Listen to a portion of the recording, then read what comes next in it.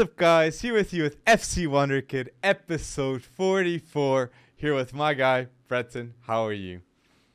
I'm doing good. But it was just a massive week once again in football, and we are here to cover it all. So episode 44, and I don't know where time went, but anyway, Alex, how are you? You're good? I'm good. And you mentioned it. It was a special week because it's finally the Champions League. The Champions League, the big tournament is back, and we got to start with that. And we got a lot of answers, and we have to start with the FC Wonderkid. Confirmation to the world that Nuno is an absolute baller. I got other confirmations, but I have to start here, okay? 100% tackle one, 100% duel one, and 100% in dribbles in the first half. Nuno against not only Real Madrid, big time team. So I gotta be happy for Nuno. 40 million, cheap price for the man, the myth, the legend. Yeah, and PSG hasn't even paid that price yet, right? They paid 7.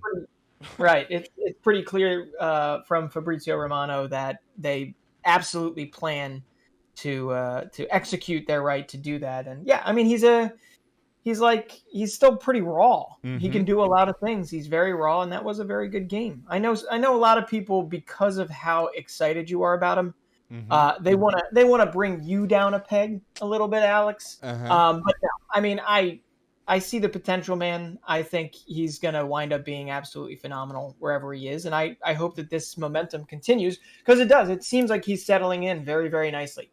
In Paris. In terms of form, in my opinion, no cap, Nuno in terms of form, playing in a team, top 5 left back in the world.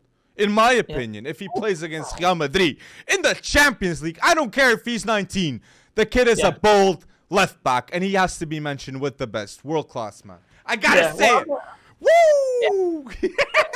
I'm gonna like push back on the playing of Real Madrid, because if there's one thing I gotta bring up, I gotta ask you what you think about getting rid of the away goal rule, because watching Real Madrid almost park the bus against PSG was so boring. It just it was relatively poetic. It was relatively like karma that Kylian Mbappé got it in the end, got the goal.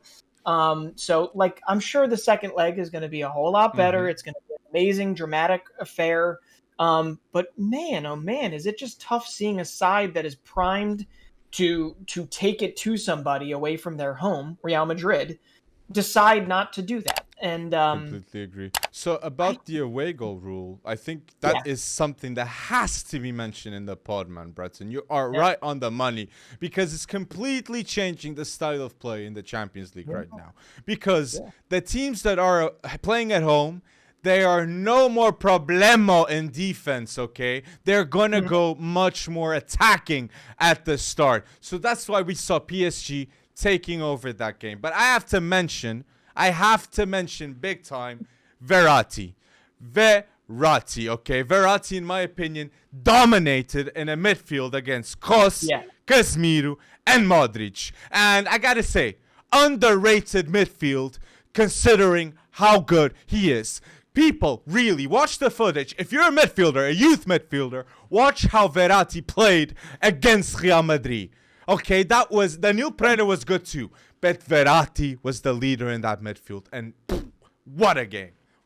A game. So I have to say that too, those two, I absolutely agree with that, and the whole world, I know there's been a couple quotes that have come out and circulated on Twitter about Messi. I don't know if it was Messi, but definitely Mbappé has come out and said Verratti is just so underrated in terms of what he does. And in 10 years' time, we'll be saying he's been one of the greats. But I don't know if you heard any of that noise there. My little daughter just walked in and was saying a whole bunch of stuff while you were. Maybe she'll be the Verratti. I don't know.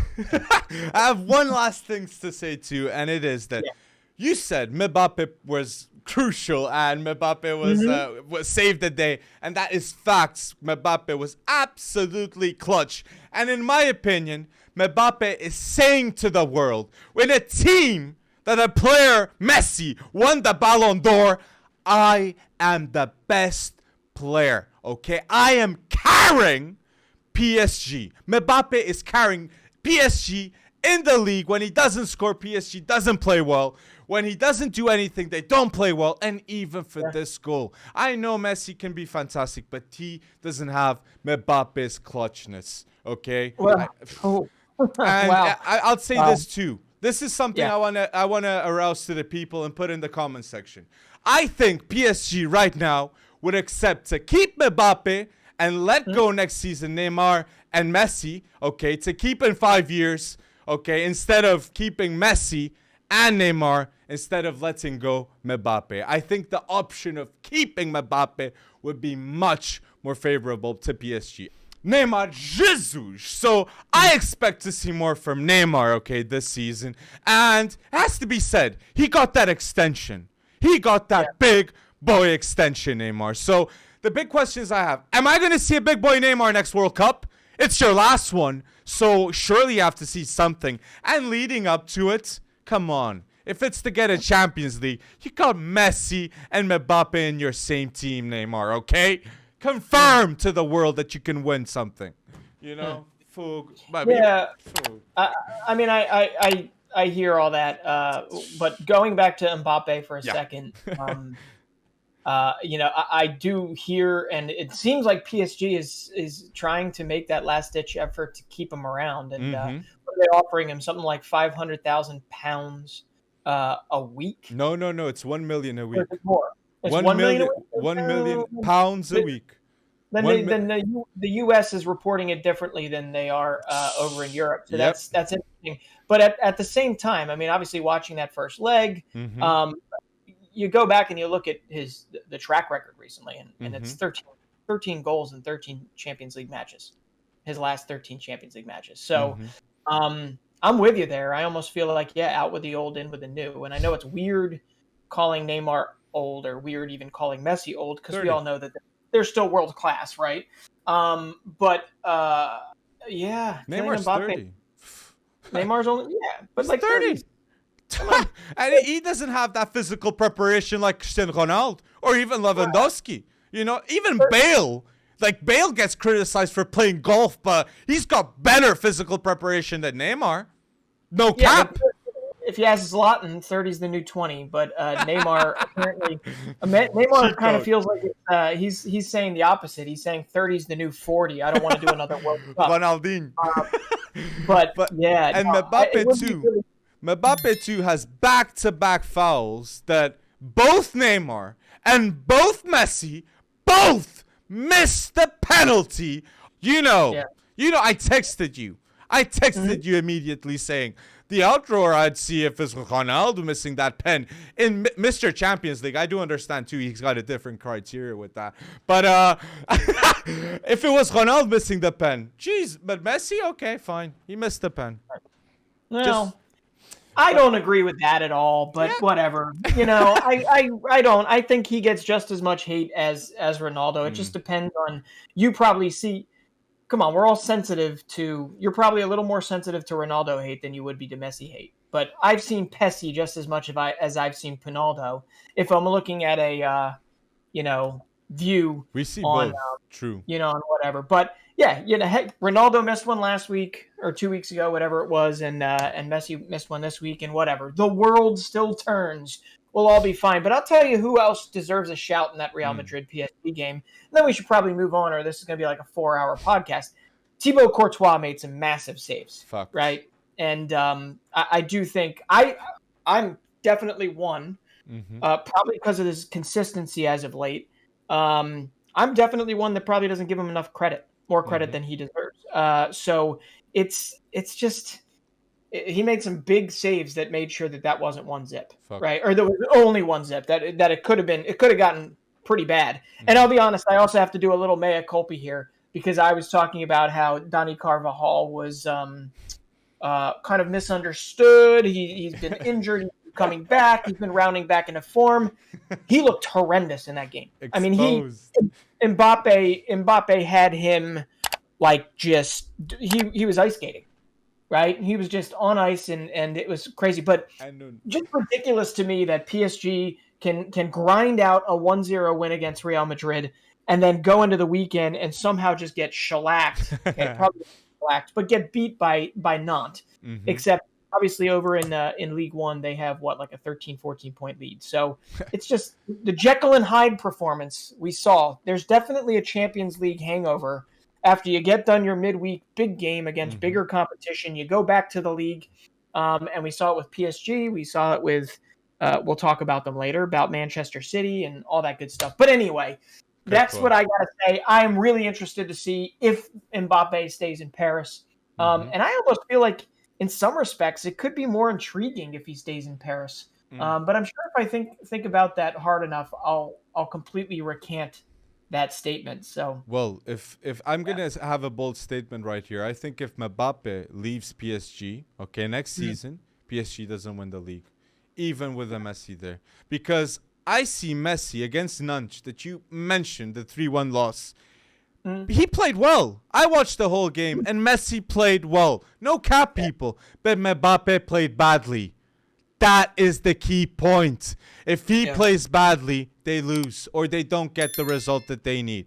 Mbappé scores, they win, or Mbappé plays well. So, and last point you said it, Courtois, man. Courtois, people, right now, Courtois, no doubt in my mind, is a top 3 goalkeeper in form in the world. I'd put Alisson too, okay, but Courtois has to be there in my opinion. So that was a fantastic mention. But yeah, we need to talk about other games, and something happened here in Portugal. We had the opportunity to go to the stadium and ask some people some questions. Go check out the YouTube channel. We have that video out now. But 5-0. I thought I was watching the Conference League for a second. Yeah.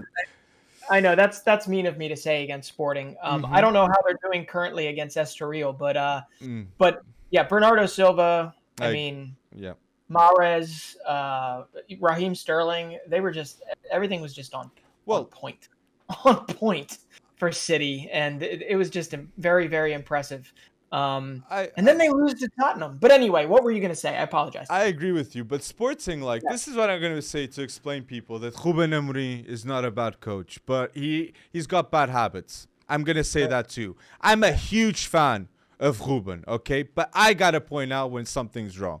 And in my opinion, if you're a coach, you have to adapt. And considering in today's game, you have to change your philosophies and style of play, considering who you're going up against. And Sporting didn't do that. Ruben Amorim kept the same formation he always does. And the style of play, his philosophies, were up against Guardiola's. And it didn't do justice to Ruben's, because Guardiola has much better players than Ruben right now, okay? And a lot of 1v1 situations came up in this game. And if there's a 1v1 call, just see the Sterling goal. What a wonderful goal it was. But it came from a 1v1 situation. It wasn't... He had to play with 4 players at the back, not 3. He had to. It's City we're talking about. So he's 37. He's going to retain this knowledge as a sponge, okay? He lost 5-1 to Ajax at home, but then with reserves, he got 2-2, I think, or 3. It was a better result at Ajax. He's going to learn with it. And Bernard Silva, okay? He said it. Bernard Silva, I am one of the best, okay? You're reminded to the world that he's one of the best. And Guardiola said this. Bernard Silva doesn't just play football. He understands football. And then he added to say, he can play 6 roles easily. So this is something that Guardiola doesn't have in his squad, but with Bernard Silva. So special talent, world-class talent, no doubt. And Grealish is in the mud comparing with Bernard Silva. So, oh man, Bernardo Silva, I gotta say, if City wins the Champions League, if they win the Premier League again, is he top 3 for Ballon d'Or? Yep. Okay. Yep. Considering if they win it. I'd say that too. We're going to talk more about Prem ahead, but considering who they didn't sign, and he seems like a signing with the level of confidence, and I think it's just he has something to prove, because Grealish comes for 100 million, and Bernard Silva must have been like, I am here, guys, Yeah. Foden's here, guys. Mahrez is here, guys. You're going to get that guy?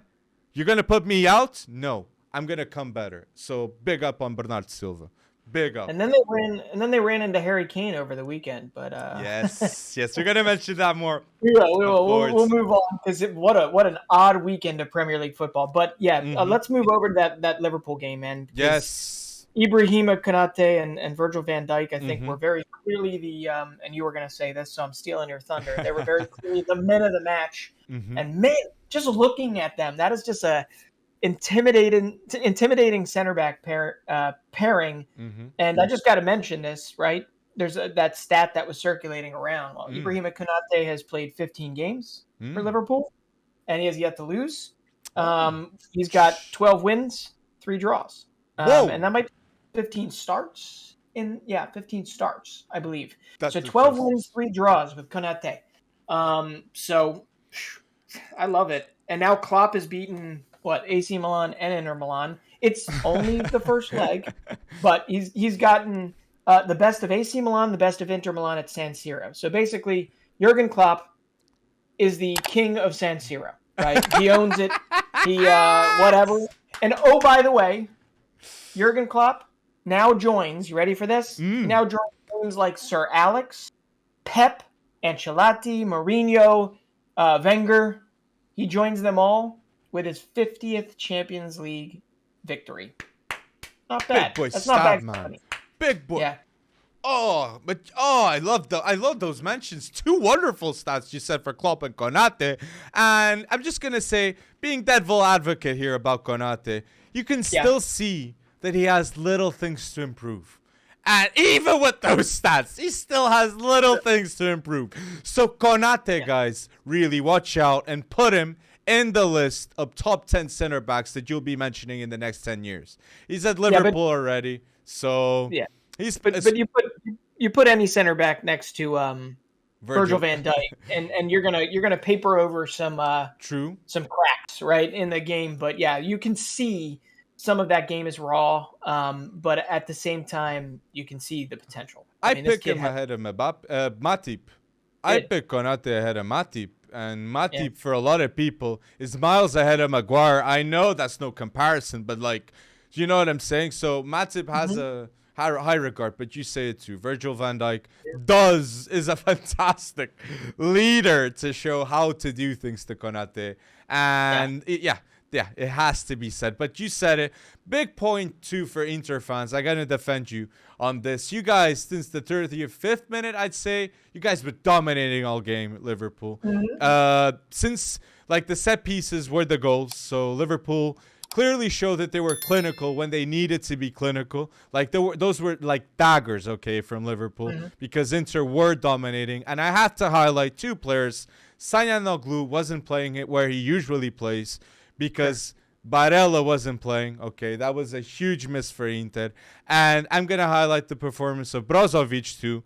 Brozovic compensated a lot of times the movements from Bastoni on the pitch. I don't know if you guys... Bastoni was going up forwards a lot of times. And that's where I was very impressed with how Inter played, because Brozovic knew what to do, and Inter showed that they have a phenomenal core.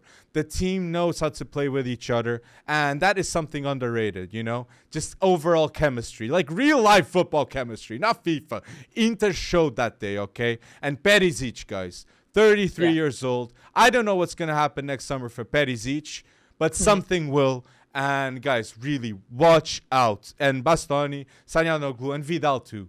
Vidal had heart, and against the Liverpool team, you need that heart. And wonderful display. Well, it is, but that's the thing. That's what Liverpool does, right? Liverpool has the ability. Okay, Inter can dominate 70 minutes of the game, but then you have a Sadio Mane moment, or you have a Luis Diaz moment, or you have Mo Salah pop up with the goal that's needed. And then there's games that Liverpool just takes the game by the scruff and never lets it go. So yeah, Inter's got some cracks, because it didn't go away this weekend. Very clearly, they were affected by that loss to Liverpool, and they lost to Sassuolo 2-0. Not an easy team to play against, though, brother. No, it's not. And once again, Ivan Perisic was probably the best person on the field for Inter. And I swear that guy's been 33 for the last 10 years. But I do love the core. I agree with you. But Barella not being in that lineup, I think maybe hurt them in the long run. Yeah. But I think it's going to be a good leg, and the nature of the away rule, is you just need 2 goals. You need to win 2-0. Doing it. Where were they? Were they? I forget. Were they at Anfield? No. San Zero. I just dropped that clock stat, and then I made myself look like an idiot. Don't worry about it. There's I didn't watch. You clearly, I understand. U.S. fan, Bayern Munich playing against Brendan Aronson. You're a Philly boy, so I completely understand me and my side seeing the Liverpool and you. Come on, explain to me what happened to Bayern Munich that match. Well, first off, we gotta start with there is nothing that made me feel more proud than Thierry Henry, of all players, sitting in the press box, whatever it is, whatever you call where they all talk to each other, right? The studio, sitting in the studio, and he is saying, "I was absolutely impressed with Brendan Aronson, and here's why. I had my time in Major League Soccer and this and that." He wasn't in Major League Soccer when Brendan Aronson was playing a game, right? But Thierry Henry obviously knows quality. Okay, he was probably appealing to the American fans, but Brendan Aronson was the he was the youngest player since a certain Lionel Messi, almost 14 or 15 years ago, to create 5 chances in a Champions League knockout match. Okay? That is damn good company. And yes, you look at the kid and you're like, he needs to grow some, he needs to whatever. But there's like a innateness, if that's even a word. He has this kind of sixth sense for finding the channel. Endless engine. He is the most distance covered, pretty much in all the top 5 leagues. Every player. Brendan. Okay. And you could make the argument that some of it is wasted movement, right?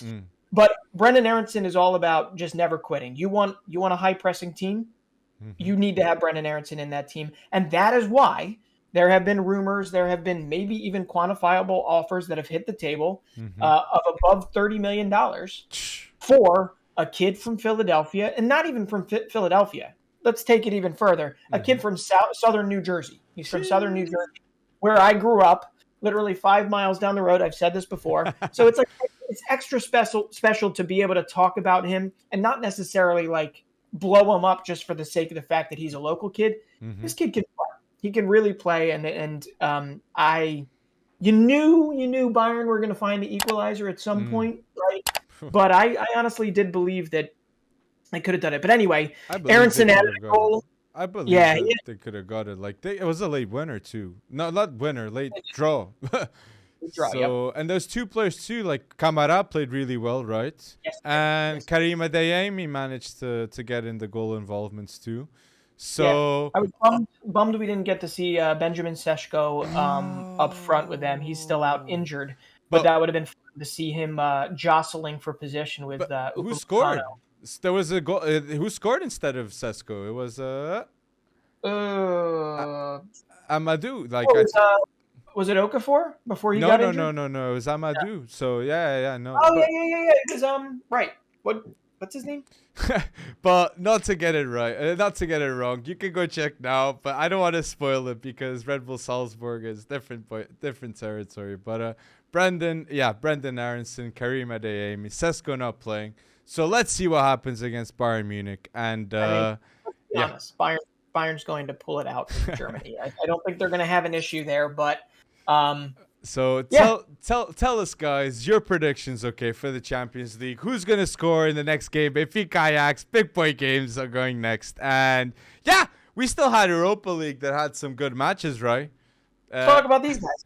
Want to talk about these guys? Want to talk about Barcelona? Yes, okay. Barca time. So it went well. Ferran showed heart, right? Yeah, I mean, that's actually what I wanted to key in on. I was absolutely shocked at how emotional he got. I understand when you miss a lot of, I wouldn't call them sitters, but when you miss a lot of chances, whether you want to call them half or full chances, it actually did make me feel good that a Ferran Torres took that to heart a lot. right? I mean, very clearly you saw the impact of a kid's loyalty, even though he hasn't been there that long, of a kid's loyalty to a club, right? And to that Meshkeon club type of approach. So I believe, and they played more like a team this over the weekend, right? They just shellacked. I don't know why I used that for a second time, but they just beat up on Valencia like 4-1, and Aubameyang had 2 goals, and Gavi had an assist, and Pedri had a goal. I mean, you are starting to get what I basically said. Like, this team needs to gel, it needs to come together, and it's difficult, Napoli though, and just not to get that wrong, it was Adamu, guys, striker, for Austrian striker, 20 years old, from Red Bull Salzburg. Adam, I said Adamu. I think I said it, but I didn't want to butcher the name. So yeah, guys. So, but yes, you said it. Barca gel is starting to come, but Napoli, come on, not an easy opponent. And it's the fact that they got a lot of options in midfield, but at the back, they still struggle. And I gotta ask you this, Dest, he still doesn't seem to get game time in these games. Okay, he was subbed on, but what's gonna happen on him next summer? Out. I don't know. I mean, after today's game, we're recording this on Sunday. He had a decent game, an okay game, not an amazing game, but a pretty good game against Valencia. And Xavi actually came out and said good words about him. He said he was not where I wanted him to be when I showed up at this club, and he's already improved very, very well. Obviously, this is paraphrasing. Very, very well on and off the ball. So I don't know. I mean, maybe there's a light at the end of the tunnel in terms of their relationship, and he feels like he's making enough of a stride forward that they want him to be part of the project, or maybe he's just posturing so that he can get what he wants from a monetary perspective in the future. So. Either way, until they have a solid right back that will supplant and replace Serginho Dest, I'm not worried about Dest getting time right now. But if Bayern comes along and says, here's 30 million for him or 20 million for him, I think if you're Barca, you take that. And I think it's a better place for all parties involved. But I gotta say, on the Barcelona thing, did you see that picture of Ferran Torres with him in his jersey? And how there was no Nike on it, and there was no Barcelona badge. What? On it? Yeah. No. So you get a picture of him in the team. I believe it's at the beginning of the game, and his jersey looks fine. But I guess he changed into another jersey or something, and it had nothing on it. And I just want to say a little dad joke here and say, it has been 19 or so years since Barcelona's been in the Europa League, or the second rate league that is not the Champions League. So I think even the kit men were really, really confused. To the point that they can't understand playing on a Thursday. Whoa, what's this? I haven't been assigned for Thursdays in Barcelona. But is there anything on the European side you still want to mention? I mean, definitely. We got to give a little shout out to Anthony Martial for scoring his first goal for Sevilla. I completely forgot. He now plays for Sevilla, which basically virtually guarantees he's going to be in the final, right? And I got to bring up Alfredo Morelos for Rangers, and how Rangers just beat up on a Dortmund team at home, right? I mean, I don't understand how it happened, but Morelos he's such a divisive figure in some respects. I agree. I don't know. But he's only 25 still. And for Rangers, he has like 110 goals, 49, almost 50 assists in like 210 matches played for Rangers. Like, this guy has had a massive effect. Just remember where Rangers was back in the day. In like administration. They had to work their way back up from 3 rungs below. And he was like the first real potent goal scorer that they got that could start to lead Rangers and make Rangers fans believe that they could win an SPFL title again, right? And there's been this on again, off again about whether or not he was going to take another step and move on up. Well, we thought so. But like we thought Stevie G was going to go and Morelos was going to leave with that too. But I guess seeing him, that's a terrific shout, like against Dortmund. And I'm going to shout On the Dortmund side, like what Jude said, like Jude already, like youngster or not, he's saying this, Jude Bellingham, after the defeat against Rangers. There's hope because of the second leg. Not one player will give up. I won't let them. I can't wait to play the second leg. Let's bring it on.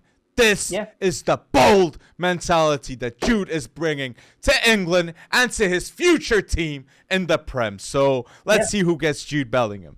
I'm telling you, I've never seen an 18-year-old look more than anyone on that field. Look more like the grizzled veteran, right? Mm-hmm. The kid that knows what he got. The kid that knows what he wants to do at every point, and like when he makes a mistake, it doesn't faze him, and he's just got this character that you can't teach it. You can't teach it. It's a resolve that's like in him, and I'm jealous for English fans because they're gonna have him for a long time. I mean, when you're an 18-year-old and you look like you're a 35-year-old running the pitch, it's in a good way, right? Like a Nicky Butt or a Paul Scholes back in the day, being able to do that in the early 30s. Jude Bellingham is just so impressive, and it's a shame that the score didn't reflect what he wanted. But if there is a team that can come back from a 2-goal deficit away from home, it's probably Dortmund. And if anyone could figure out how to keep Erling Haaland healthy, even better. And I actually have to bring this up, and this is kind of jumping the gun, but Erling Haaland, when are we going to start talking about? We can talk next about like the Wonderkid news, like Gio, all that's happening on the Dortmund side, because big boy win.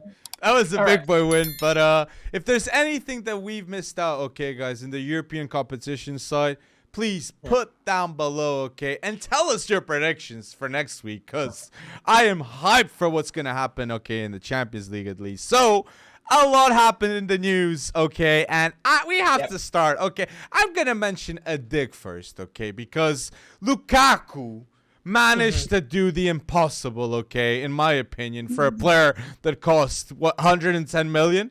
He has recorded the game with the fewest touches since the database has been collecting 2003. Okay? Lukaku has recorded the fewest touches in a game. And two in the first half, including the kickoff. So... Dude, I didn't even know he was on the field. I had no clue. Didn't even know where he was until the second half when he had that shot carrying off the goalkeeper and Ziyech was offsides. But I didn't even know he was in the game. And if you're worth 100 million, I mean, if that was Cristiano Ronaldo, like he's running back to center back to dispossess his own center back to bring the ball forward. I don't know what Lukaku was doing, but it wasn't pulling the center back out of place. Oh, I had to mention that straight. I couldn't forget that. Fewest touches. Yeah. But a lot happened in the Prem. What do you want to highlight first on your end? Well, how about Antonio Conte and Tottenham? Antonio Conte has gone. Now he's Don't worry. Now he's defending his players after a 3-2 win. But that doesn't change the fact that that's coming off the back of what 3 Premier League losses in a row, and it's like the first time in over 13 or 14 years that Antonio Conte has been at the helm of a team that has lost 3 league games in a row. Whew. I mean, and he expressed kind of a lot of surprise as to like how it was happening. But I think a lot of it for him is just posturing in the media right now, to where if you approach the Tottenham job as assuming you were coming into a finished product of a team that wasn't going to have hiccups like this, then you are way too sure in your coaching abilities, because this is not a sum of parts yet. I mean, this is not a full team. But I'll tell you what, they showed a whole lot of resolve against Manchester City. And there was a brief moment that Harry Kane was back that made me kind of happy again. I mean, he was dropping balls that we hadn't seen in a while. He was hitting shots that you would have fluffed earlier. It was good, but we have to remember 3 league losses followed by 1 win, and all it did was maybe give Liverpool a chance. True. But the top that was at City Stadium, right? That was at Etihad. Yes. So Huge dub. Huge dub. So 2 London teams managed to help out Liverpool, Crystal Palace, and now Tottenham giving the wins, okay, at home at Etihad. But you said it, okay. This contemplates the pressure for Tottenham to get top 4 now that Conte is there. But Conte put the pressure down for the players because he said it. Kulusevski and Bentancur, they come as development players, okay? We're going to buy players to develop with them. And Kulusevski scored. And I gotta say this. This was the match that Tottenham justified to the world, rejecting 150 million plus add-ons, as Fabrizio said after the game. They rejected this huge bid from Man City, okay? Huge! So Kane and Son is the future and the present of Tottenham. He's putting it all in. And this is what I gotta say too. Daniel Levy clearly showed to the world what was his mindset in September. He brought in Nuno Espírito Santo to really convince Kane to stay. He really genuinely thought Nuno Espírito Santo was gonna be the guy. He saw that it wasn't working out. Immediately when Conte is available, he sacked and said, that's my guy. And I gotta say, Daniel Levy, that was the best decision you've done in recent history, in my opinion. Better than Bale coming back for sure. But getting Conte, that is gonna allow Tottenham to have an incredible future. And the pressure, the expectations of Tottenham are for sure not the same. And the winning mentality is here. Here at Tottenham, okay? Son is looking much better. Son. Yeah. So, and let's be honest, it's not a very high bar for Daniel Levy to beat in terms of making good decisions in the past, recent. But yes, Antonio Conte seems to be a good one because they're in a situation. Them and Arsenal are in a situation where they've got almost and United. No, United's already played 26 games. Tottenham and Arsenal have 3 games in hand. Tottenham, if they win all 3 of those games in hand, they're up in 4th place. Well, Romero too. Did you see the game of Cristiano Romero? What a game by Romero, man. That is the game that is the type of games that you need to be up with the best center backs in the world. Okay, Tottenham, getting Romero, man. Just the fact they got a player like this allows Conte to do what he can do in the future. So that had to be said. And Man City, gotta get a striker. Like Fabrizio Romano said that Man United next season for sure signing a young striker with the departure of Cavani. But Man City, it's not just Julian Alvarez that's coming up for the striker position. You gotta get someone else. Yeah, well, Vlahovic is already taken. So where are you going? Where are you gonna get him? Not Lukaku. No, Lukaku. The Harry Kane ship has sailed. So. Oh, but maybe they go Gerard Moreno. Gerard Moreno, Spanish player, Guardiola. Yeah, I could see something with that. But you said we're mentioning City.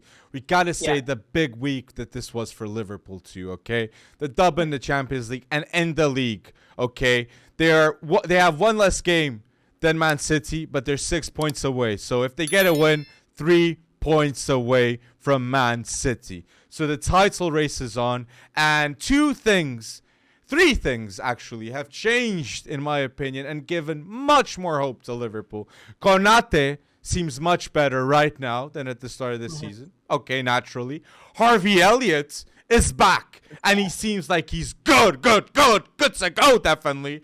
And Luis Diaz in January, I wasn't expecting him to come, only in the summer. So getting this done might have secured the title. Okay, but the difference to get the title, okay, against Man City. So Liverpool, title race is on against Man City. So let's see what happens, man. Let's see what happens. They've got Leeds, then they got West Ham, then they got Brighton, and then it gets crazy. They got Arsenal, Manchester United, Watford, and City. So circle the all April tough 9th. Games. All tough games. Even Brighton, tough game. West Ham. It's gonna be tough for them. Yeah. Definitely. Tough games, those. But, gotta mention that. Mention that. Absolutely, absolutely. That was such a weird weekend of Premier League football, though. I mean, you got Burnley Mm-hmm. looking amazing, just crushing Brighton, and everything I ever thought about Graham Potter goes out the window. No, just kidding. But you have Everton, Lampard's Everton getting embarrassed by Southampton. Aston Uh, Villa losing Watford, yeah, Stevie G losing two. Uh, And for a while, Norwich City was up 1-0 on Liverpool. We all knew that was going to hold, right? True. Like, oh, the team with the most goals conceded was leading in the half. The team with the most goals scored. Oh my days, that was crazy. True. And I gotta say too, I forgot to say this of the Leeds mention. Mhm. Bielsa is gonna leave this summer, okay? And seeing how he changed in 4 years, the culture, he brought back a little bit of the Leeds culture to win, okay? And just seeing the passion, the fans, and how proud people are now to be back and seeing Leeds in the Prem. You gotta say it, Bielsa, what a man, what a Yeah. man. Yeah. Yeah, man. I think we can also start saying the same thing about Eddie Howe and Newcastle. Mm, I mean, draw. you're starting to see Mm. a little fight in Newcastle, and I'm liking. I mean, we've liked Joe Linton before, Yes. uh, but I am liking what I'm seeing there, and I don't know. But what I don't really understand is what you've had Bruno Guimaraes Well, he come in came on. for a record fee, and what he's played, I think, a couple minutes at I the end of saw it. every game. Yeah, I Yeah. saw it. You can see he's getting the touches. He's getting a feel of the game. Yeah. Is it match fitness too? Are we really worried about his match fitness? I mean, you got to give him more than 5 minutes if you want Yeah, him to do something. I agree. But anyway, moving on from that, yeah, the Premier League is definitely it's not as close as Italy, Mm-hmm. but we But at least have in February, late February, we at least do have a race that is very much on. So that'll be fun. it is, and I have to mention on the United side so people don't forget too, like what happened. That was a big match, Leeds against United, and Yeah. Elanga was on the score sheet, and Mhm. he shut the fans up because he got a coin thrown at him. Okay, so Elanga had something personal to mention. Okay, so that's why he was doing the gesture like this, Elanga. But Bruno But Fernandes highly involved in the game. Okay, yeah, and I gotta say too, I see criticism from Jamie Carragher to United's move with Ronaldo. Okay, I hate it because I think Ronaldo's pointing out the problems that are happening at Man United. And just the fact that someone is doing that, not just Ralph Ragnick too, uh, it ups the expectations at the club. So naturally, people are going to be a bit hurt. But for you yeah. to have progress, you need to have a bit of truth in your comments, okay? And coworkers. So Ronaldo, bold mentality. So that's you. Yeah, When he'll be better, you'll see. I'm in more agreement with Carragher. I mean, I think people were actually saying it back when Ronaldo was signed. When Cristiano Ronaldo is a double-edged sword at this age. He Okay. is. So my He's question to you, old, Breton, is old mentality or not. would Old mentality or United not. win? Would United win a title with the team last year? Well, to be honest, I think Would they win? with a team that like last year. Yes. The Well, it second depends place on what team. move they would have made if they weren't Never. forcing the Ronaldo thing. Never. They would never win the Prem with a team like last year's. Yeah, and they're Never. not gonna you're not gonna win with Ronaldo either. But they're closer than what if No, this is what's no. gonna happen. If he leaves, they'll go back to the same chit chat. United will be back in the same chit chat. That's what I think is gonna happen. And it's sad Well, that it but needs to happen. Ronaldo's not the technical director. Ronaldo's not the coach. I think Ronaldo is a double-edged sword because he wants to be all those things. I think he's he's not going to be part of the 5, 7, 10 year future that Manchester United has. He was Never was. smart from a narrative perspective because you're bringing back a club legend, if you will, but a club legend that carries a different kind of it's weird calling it baggage than when he was there how many years prior? 10 years prior? 12 years prior? Something like that. Yeah. Yeah. So yeah, I understand the Carragher, but yes, Carragher is a Liverpool, essentially Liverpool lifer that is just pointing out the fact that when you bring in somebody as big as Ronaldo at his age, it is a double-edged sword. So I don't agree with everything he says, but I think there's a grain of truth He to it. knows. I mean, I said it in that he is going to essentially change that. And if it doesn't work out, it's going to set him back. But you're right. I don't know what to. They've already chose their own adventure. Their adventure involves Ronaldo. I don't know what it would have been if they didn't choose Ronaldo. I don't know if Solskjaer would still be there if they didn't choose Ronaldo. But what I do know is that Jadon Sancho looks a little bit better. I agreed. Agreed. Yeah. Agreed a lot. It is nice to actually see that, right? I think he's got 2 goals and two assists in his last few games. He had a couple assists today, on Sunday, versus Leeds. So that's a wonderful development. I don't think anybody was expecting them to lose one of their most promising attackers, the way that they have. So United, in and of itself, continues to press on. Well, great mention. I would argue about the Ronaldo thing all day. I think you're colored in one direction. I'm not just trying to be devil's advocate to it, but I do think, assuming he was going to be any sort of a savior, I completely disagree with you, but it's opinions, because even when he comes in, you say 5 years, and Ronaldo is a 2-year plan maximum if he goes to Man United. So I don't even. So, but it's different points of view. So and Sancho too. You mentioned Sancho too.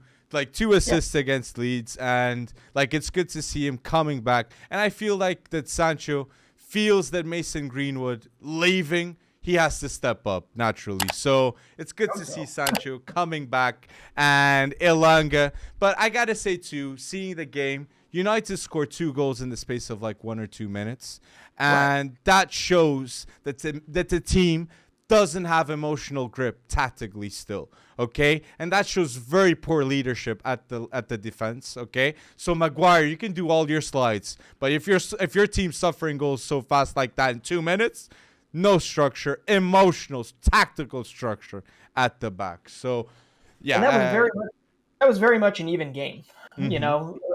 So it's not as if United was the better by so much in that sense. And you're right. There's still so much work to be done with United.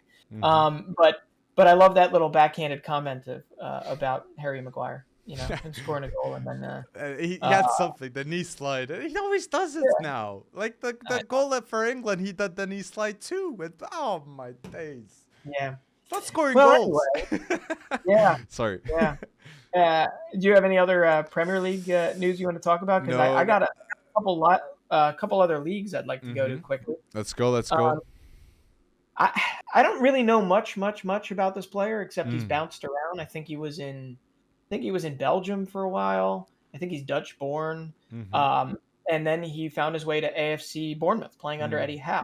And he, I believe, was almost a club record, if not close to a club record signing for them. But Arnaut Danjuma for Villarreal, I mean, I think at some point somebody deserves to give this guy a shout out. On a team that has Gerard Moreno in it, on a team that has some other scorers. I know Samuel Chukwueze has been pretty quiet as of late. Arnaut Danjuma has 12 goals, 3 assists, and only 17 starts this season.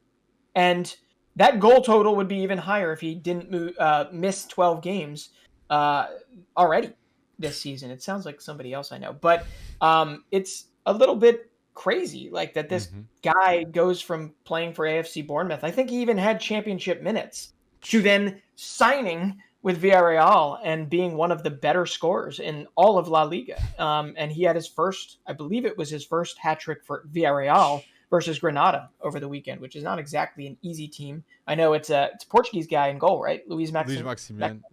Yeah. So pretty impressive. First off, that Bournemouth was signing that type of quality pre-relegation, and that Villarreal and Unai Emery were able to identify him, bring him in, and he's like, if Gerard Moreno's out, okay, Danjuma will get the job done, which is cool. I know that player is extremely popular on TikTok, on and off the field with the ladies. Yeah. Trust me, like Villarreal has extra fans off the pitch because, So that's a great mention. Or he's just a good-looking dude. I think he's just a good-looking dude. So So there you go. Good for him. Keep on balling with Villarreal. And but yeah, is there any other mention before we go to Wonderkid that you want to go into? Yeah, just gotta. Yeah, come on. We got to bring up Seb Haller, right? Sebastian Haller. Yes. Just listen to this, right? In his first 50 matches at Ajax, he's got 41 goals and 15 assists. Ooh. I mean, Ooh. I get it. There's this whole argument to be made about the Eredivisie and whatever. But this guy couldn't score a goal, couldn't even really get a chance in the Premier League when he came. And he is now. It just would be so poetic for him to then move on and become incredibly successful at maybe I don't know what team would need him next. Like, imagine if someone comes in for a target striker like him. But come on, he had 3 goals. He had an assist versus 20. Yes. And just between Seb Haller, between Jared Bowen, what he's doing at West Ham, I find it really hard to believe that Sebastian Haller could not fit into the West Ham mold, right? But hey, he's found his home in Ajax. I don't care who you're playing for. 41 goals, 15 assists in your first 50 matches for a team that likely could make themselves into a perennial Champions League semifinalist. I agree. That's wonderful, and it's just cool to see because I wrote him off when he was in the Prem. I thought he was just cut rate crap, and he very clearly is not. So it's cool to see that. I just had to. Great mention. And even like you can say Antonio is the striker, very different player, but like Haller is mobile too. So it must have, what happened there? Like living in London, didn't he enjoy it? The league. But yes, the confidence, he's the big man up front. Like Broby's back too. He's on the bench. So like Haller he's got competition too, even at the club. So Ajax doing a terrific job scouting wise, getting players like Tadic, Daily Blind, now Haller, okay? Like great signings, okay? It's phenomenal. But I'm excited to see them in their Champions League fixture this week. And I'm most excited to see Erik ten Hag. I'm really excited to see what he's going to do because he's going to be the favorites leading up to that match against Benfica. So I'm very interested to see how he plays with that. But if there's anything we haven't mentioned, guys, in the Prem, anything we missed out, please put down below in the comment sections, okay? And yes, Wonderkid, I gotta start with my people, Portugal. Yes, João Félix, okay? I know he's not Wonderkid, but João Félix, unbelievable game against Osasuna. 1 goal and 1 assist. And the assist, people, go see the tape. Pinpoint pass in the box, okay, from a corner, counterattack to Suarez, goal. Felix needs this confidence. You can clearly see nothing's broken now. So let's see what's going to happen now, and I'm confident. 1 goal and 1 assist. Yeah, no, it's a great game from him. You also got that ridiculous 40-yarder from Luis Suarez, curling it with his weak foot. And the keeper out. Obviously, he can still do it sometimes. But that's what I mean by the Jekyll and Hyde type of week, right? Atletico Madrid lost to Levante, lost to the worst team in La Liga.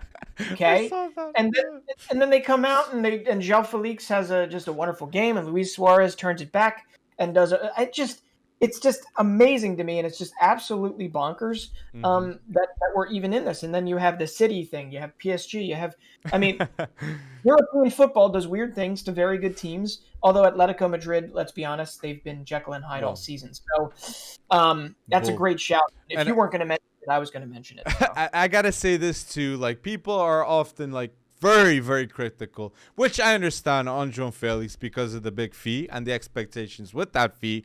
But I'm going to mention a stat that I saw on Twitter. I'm going to say this, okay?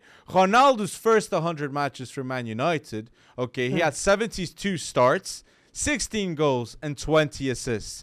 João Félix, in his first 100 games for Atletico, has 63 starts, 23 goals, and 12 assists. He has 8 less assists, but he has 7 more goals than Ronaldo, okay, at the same time with first 100 games, okay? So calm your horses, okay? He's not even playing in the right system, João Félix, and he's got these numbers, okay?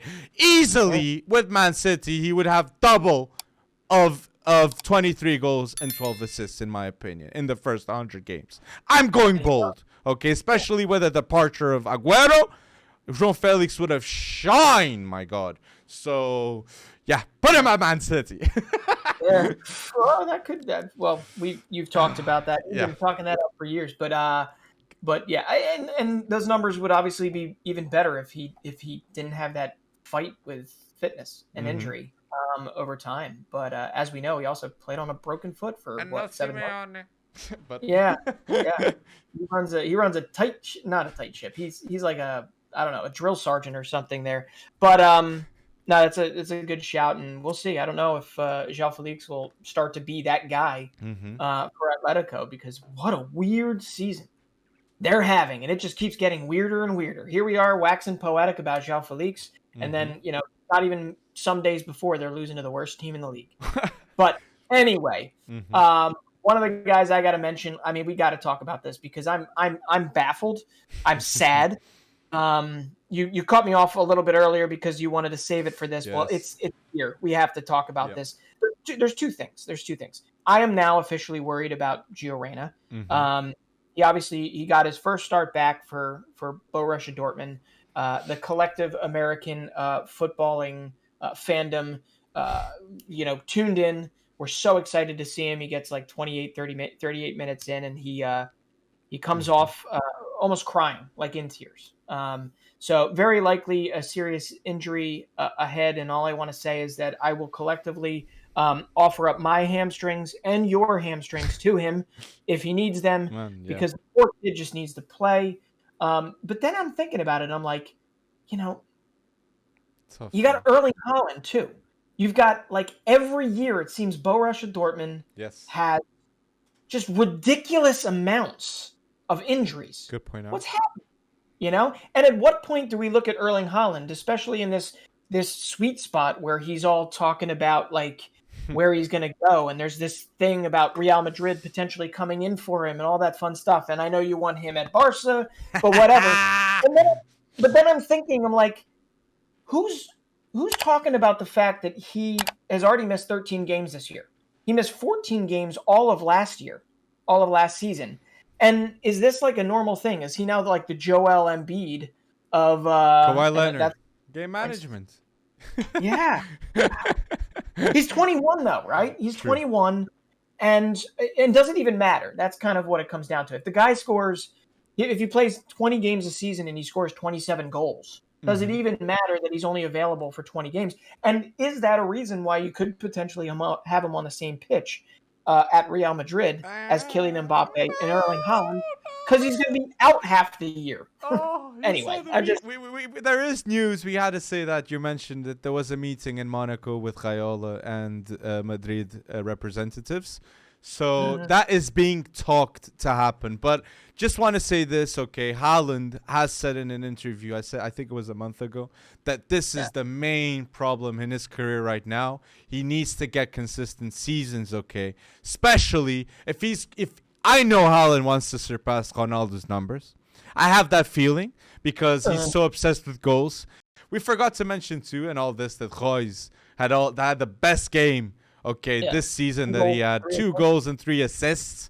Like Borussia Mönchengladbach, his former team. Come on, nightmares with him now. But and Moukoko, like he scored 2. So like I think he listened to the last part us saying Karim Adeyemi, come, where's Moukoko? He's here, guys. He's here, guys, and he's got 4 goals and 2 assists in the Bundesliga. Okay, now 17 years old.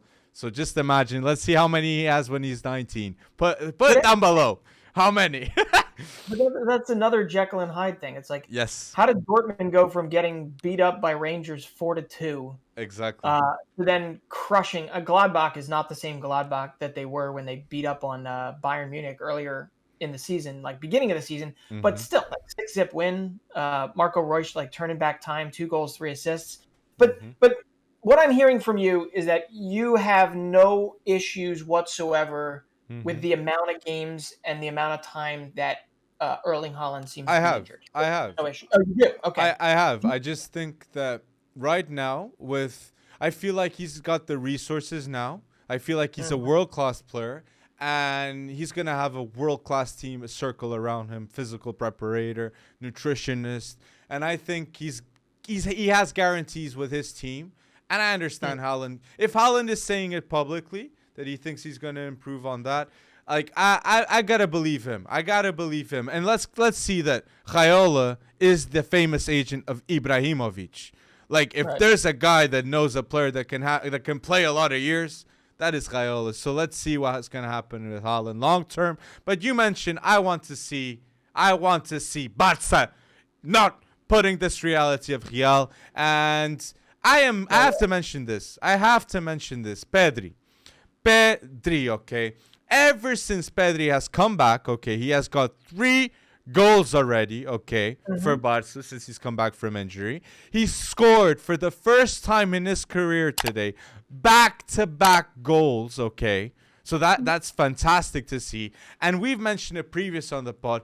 Pedri is bulking up, and he's doing what I said that Haaland is starting to do too, preparing his own body. With Adama Traoré there, I am sure Pedri is going to look at a lot of things he does. Even the whole Barca people, they're going to be looking at what Adama does. No player in the world has as much talent as Pedri, and he's only 19.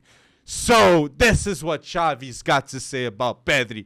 Biggest statement you can do, okay, is that you're the most talented player out there. And Xavi has said that about Pedri. So... Funny thing is I think there are more talented kids behind him in the academy. So I think he's a little short-sighted. But yeah, there's 3 really good. Yeah, and Gavi. Who's more talented than Gavi? I don't know. They're chock full of them at La Masia. Hey, Gavi's special, man. Yeah. I put Pedri's already. Pedri's played with Messi, and he's gonna play again, I believe, too in the future. But Pedri's got credentials, and even in the next World Cup, I am sure he's gonna be crucial for Spain. Pedri, okay, so that's what I mean. Gavi and Pedri, they'll both play for Spain. Oh, yeah. Well, I'll tell you what, you gotta. I know in about a month's time, you're gonna have a very nervy run-in with Turkey, and there's a player you're gonna want to start scouting right now, and that's, I don't know how to say his name. Please tell me. Orkun Kökçü, right? The Feyenoord playmaker, 21 years old. Yes.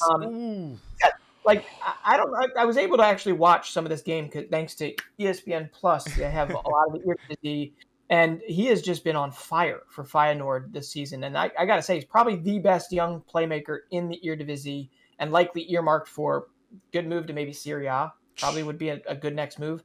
But he's got 5 goals, 2 assists, and 15 or 17 key passes in just his last 4 matches for Feyenoord. And he's Turkish, Dutch-born, but he's Turkish. And he likely is going to be in that center midfield when that time comes, and he is going to be in prime form. But I actually do want to hear if we have any people that are very close to Feyenoord, get to watch him daily. I would love to hear what they all think about him, what they think their positives, what they think their weaknesses are. So please leave us a scouting report on Orkun, because I've watched him before, but I haven't actually targeted him, and I've watched him over the last 3-4 games. It coincides with the fact that he has been balling out the last 3 or 4 games, and I'm very, very impressed in what he does. I mean, he plays the game the right way, and it'll be really interesting to see what his next move will be, or if that next move is taking Feyenoord to the next level. But my guess is he wants to move on up. So I don't know. Do you know anything about the kid? I know he's really good with his feet. I've seen him. Yeah. And the thing that I love about him is how he's so aware on the pitch where to be. So I know he's going to be trouble, okay, for a team with a midfield that can be all over the place. Yeah. Play Arnaut if this guy is playing. But yes, I like him. Great mention. And I have to say too, Arsenal fans listening, they're saying, we're talking about Wonderkids and we saved the day with ESR and Saka. I got to say it.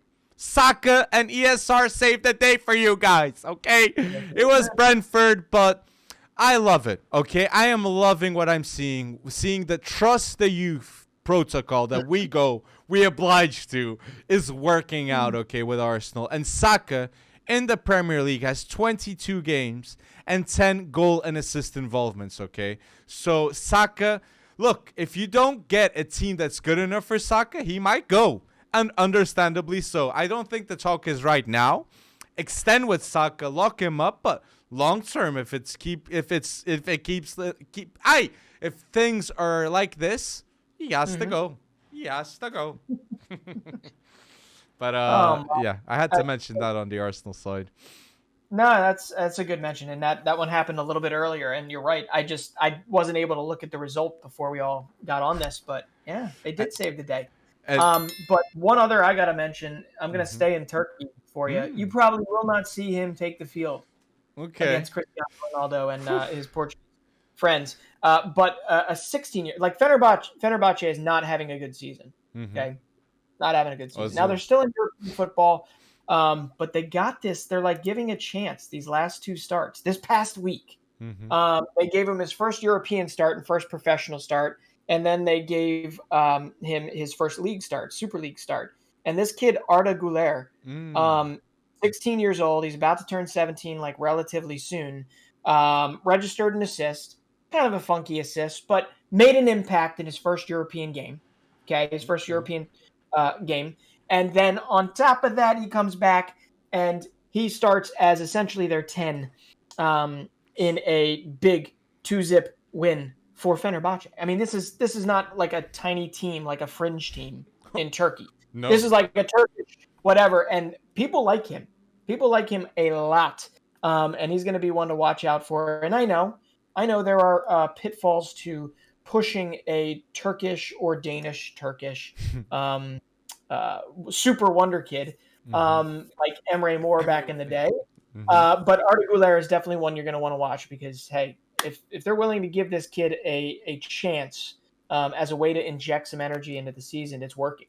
It's absolutely working, and he's been good. He's been good so far. And I know Twitter agrees with me. So love it, and that's a great mention, and that's the spot of Ozil, right? So. Like he's learning with big boy Ozil, so I gotta say, create his own legacy. And I gotta say this: you're mentioning number 10, and there's something a quick confession done by Aguero that I have to mention here. That he said, like the number 10 jersey, I wanted to give it to Phil Foden, but Phil Foden said, no, I am number 47. And there's a trend now that I'm seeing that players are creating a new legacy, and these players that are picking these numbers, example, Phil Foden number 47, Trent 66, Donnarumma 99. These players are the future of football, and they're creating their own legacies, people. Golly, that's bad for even me. That's bad for even me. Wow. But yeah, he does. It's funny that's coming out there, but I was just reading. I mean, think about all the young managers too, set in their own way. I know they don't have squad numbers, but all these young managers in this game that are definitely revolutionizing the game in some ways. It's just nice to see fresh new ideas, and whether it's Nagelsmann or I mean, they're all over the place. Whether it's Jatzel at Red Bull Salzburg, there's just Matarazzo, Pellegrini, so many. Yeah. It is absolutely wonderful to see, and how many of them are the player that didn't get the chance at a professional level. I agree. So what did they wind up doing, or they got injured or whatever, and what did they wind up doing? They wound up becoming a student of the game, and then revolutionizing it with different ideas or exploiting different space or whatever. It's fun to see, and I think even though the Messi and the Ronaldo and the Mourinho and the some of these eras aren't exactly at an end, but they're definitely closer to the end than they are at the beginning. Agreed. I think we have so much that is new in football, that will be new in football, that some of which we haven't even seen yet, that I think the next 10, 20 years are going to be a lot of fun in this space. Because some of these guys are still going to be coaching 20, 30 years from now. Yeah, right? Guardiola, yeah. So new ideas abound, new types of players. I don't know if it's just going to be the Mbappé Haaland fight for the next 10, 20 years, but somebody else is going to find their way and needle their way in there. But I'm excited. I'm bullish. I'm bullish on the future of football. I don't know where that came from, but I gotta. There's a lot of variables. Like even like Vinicius Junior having the improvement, and Pedri. Like if Pedri has this improvement, that like we might see the upscale of a. I don't want to say it, but let's see generational inbound. Okay, Yeah. but let's see if confirmed. Like Trent in the Champions League type moments. Let's see if Pedri has those corners taken quickly, moments that the world remembers, and everybody's like, what? And just to end up on the Wonderkid news on my end is saying Pedro Neto's finally back. Okay, 21 years old, winger. Right. Okay, 10 months out with injury. So I want to see it happen. And Chiquinho at Wolves, guys, really watch out for this guy. Yeah. Came off the bench, put the fullbacks on the stringers. So watch out, okay? So Yeah. I'm very, very big on these guys. So if is there anything we forgot to mention on the Wonderkid news? Yeah, Brenton? the only thing I wanted to mention was another good Manchester City move if it gets done. They've already identified Sávio, Yes. 6.5 million, probably a whole lot more in incentives and sell-on fees and fun stuff like that. But we know him, part of a whole lot of Brazilian wingers that you have to watch for the future. But I was even more excited when City said, like, not City, somebody, I think it was Fabrizio Romano, right?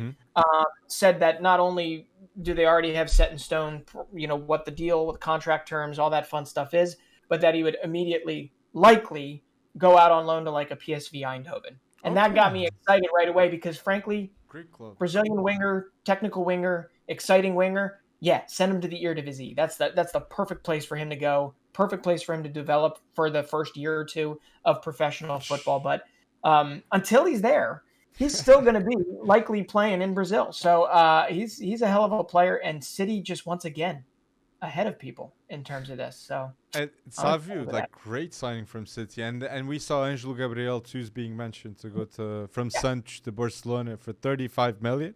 So not taking a risk with a winger from Santos Barcelona again. And I'm just gonna mention this. Spotify money.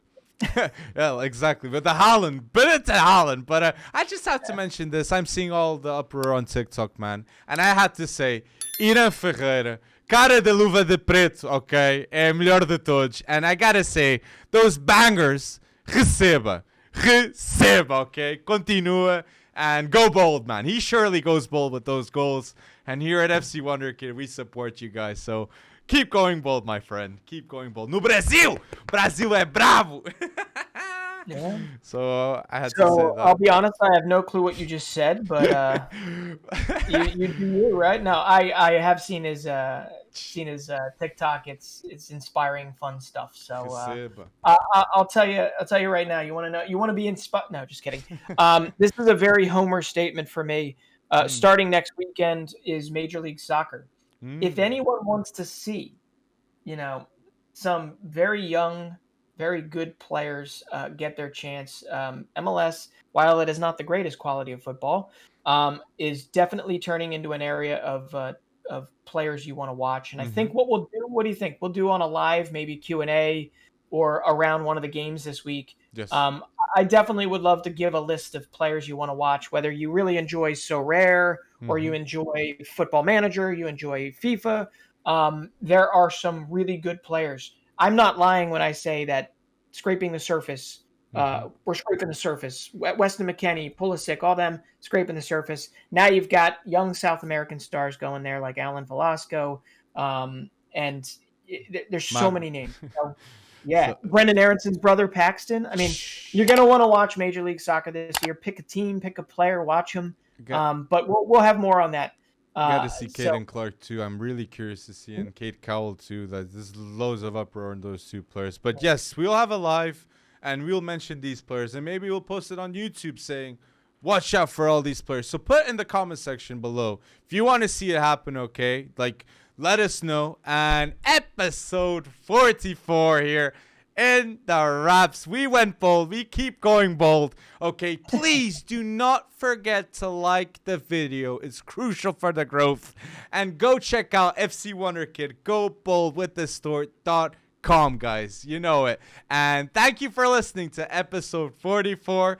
And keep on going bold in the next week, guys. Hope you guys enjoyed it. See y'all. There you go.